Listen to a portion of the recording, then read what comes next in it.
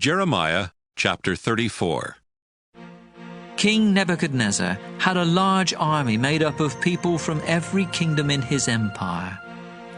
He and his army were attacking Jerusalem and all the nearby towns when the Lord told me to say to King Zedekiah, "I am the Lord, and I am going to let Nebuchadnezzar capture this city and burn it down. You will be taken prisoner and brought to Nebuchadnezzar, and he will speak with you face to face. Then you will be led away to Babylonia. Zedekiah, I promise that you won't die in battle. You will die a peaceful death. People will mourn when you die, and they will light bonfires in your honor, just as they did for your ancestors, the kings who ruled before you." I went to Zedekiah and told him what the Lord had said. Meanwhile, the king of Babylonia was trying to break through the walls of Lachish, Azekah, and Jerusalem, the only 3 towns of Judah that had not been captured.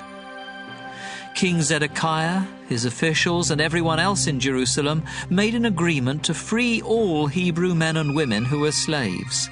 No Jew would keep another as a slave, and so all the Jewish slaves were given their freedom. But those slave owners changed their minds and forced their former slaves back into slavery. That's when the Lord told me to say to the people, "I am the Lord God of Israel, and I made an agreement with your ancestors when I brought them out of Egypt, where they had been slaves.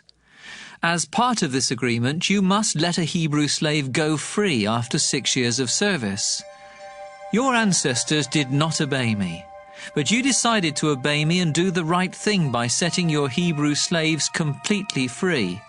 You even went to my temple, and in my name you made an agreement to set them free.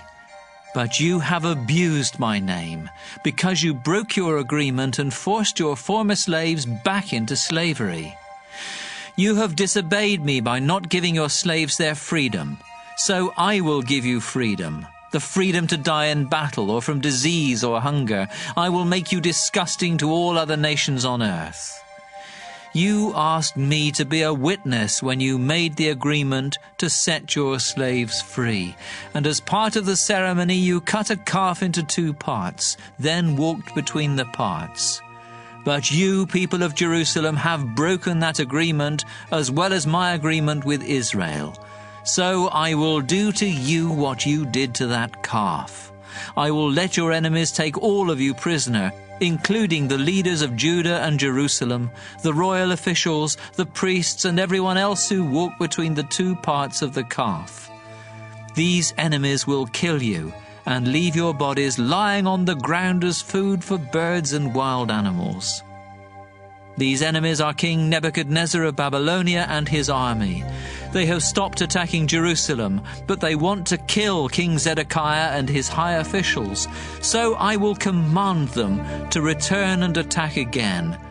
This time they will conquer the city and burn it down, and they will capture Zedekiah and his officials. I will also let them destroy the towns of Judah, so that no one can live there any longer.